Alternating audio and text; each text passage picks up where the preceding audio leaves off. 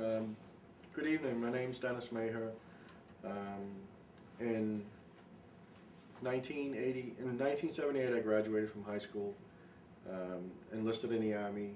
November 16th of 1983, while I was walking down the street in Lowell, um, I was stopped and searched by the police.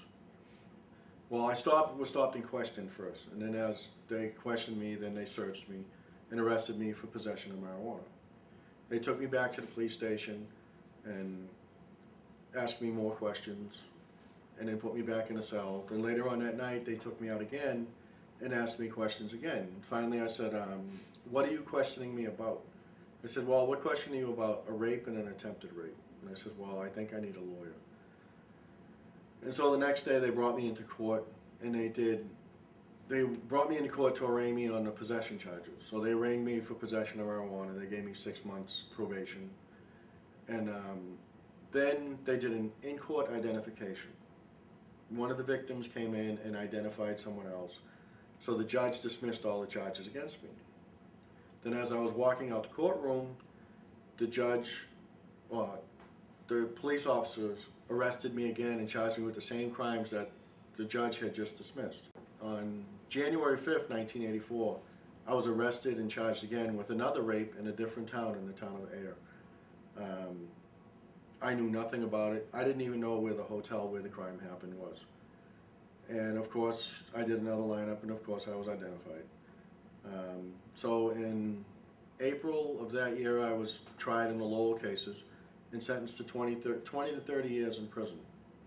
The reason I got so much time is I got found guilty, and the judge says, Mr. Maher, do you have anything to say? And of course, being a young soldier, I had something to say. I said, Your Honor, if you call this justice, I think you and your whole judicial system are a crock of shit.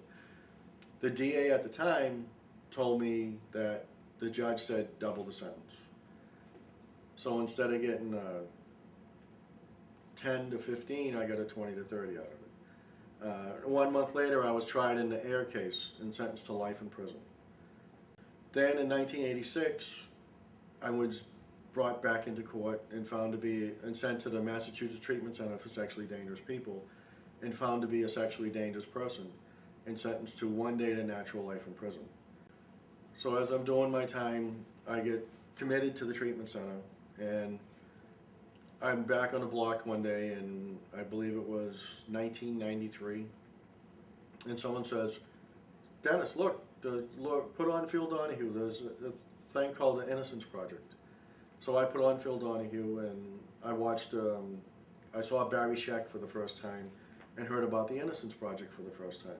In 1997, they filed a motion for DNA testing in front of the same judge who had sentenced me. Well, that judge denied it without a hearing. So I was devastated, because this was my chance to get DNA testing. It was the only way I was getting out of prison because I wasn't admitting to the crimes.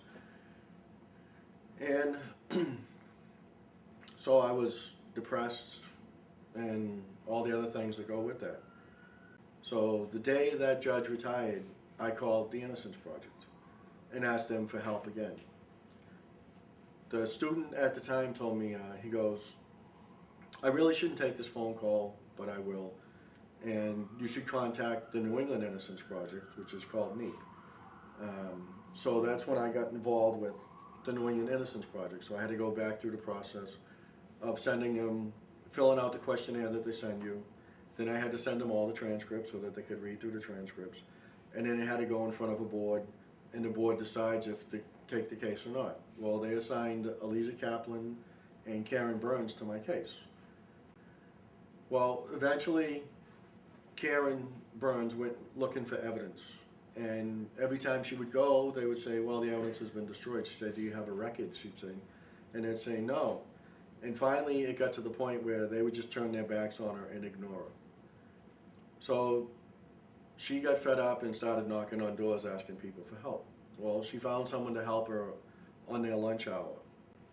Christmas Eve of 2002, Eliza had told me to call because they would have results. So I called Eliza 30 times and got no answer.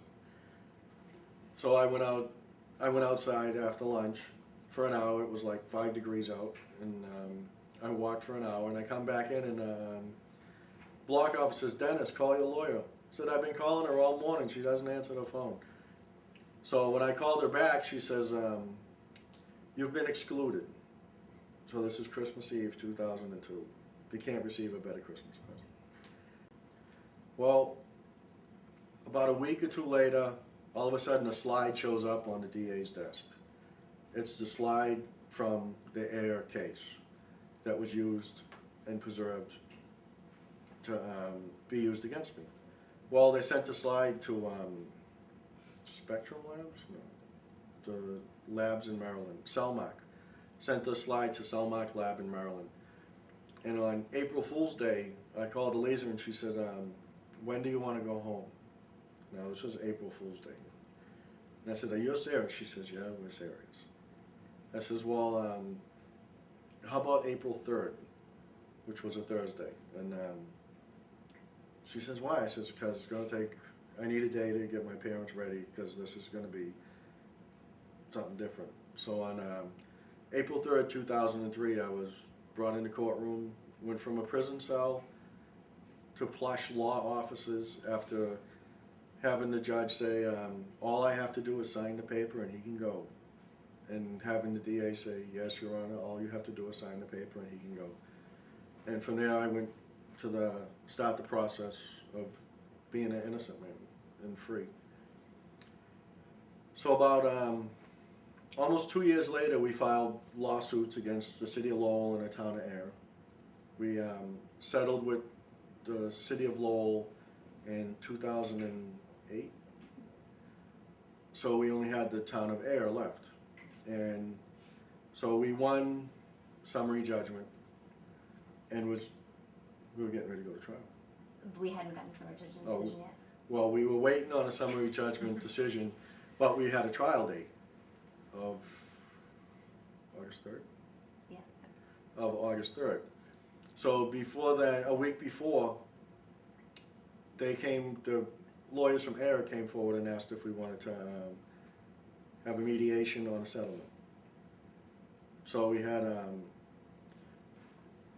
Lathrop and Gage out of Missouri with Bill Beck and Ian Hale. Ian came to Boston, and Bill was in Missouri. In Missouri, in his office, till the wee hours of the morning as we went through the mediation process. Now, this went back and forth for 13 hours. And without their help, there probably wouldn't have been a settlement because they are the ones who knew what to use in the insurance laws. And through them, we were able to come to a settlement.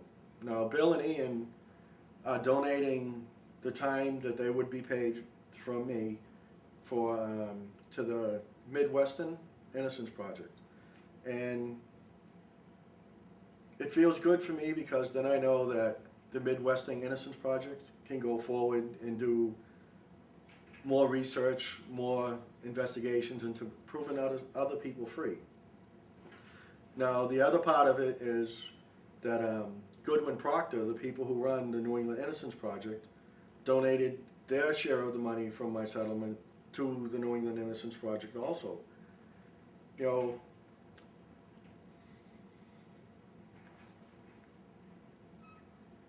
it's a way that I can give back to them for what they've done to me, and it may help other people get out of prison in the future. You know, it's you know, what can I say to people that come along when you have feelings of hopelessness and despair, when you're doing life in prison and you don't have any hope to get out, and they come out of the blue and, you know, they do what they do and they give you back your life.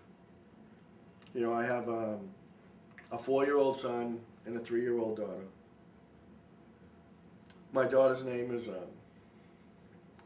Eliza Karen Lucy.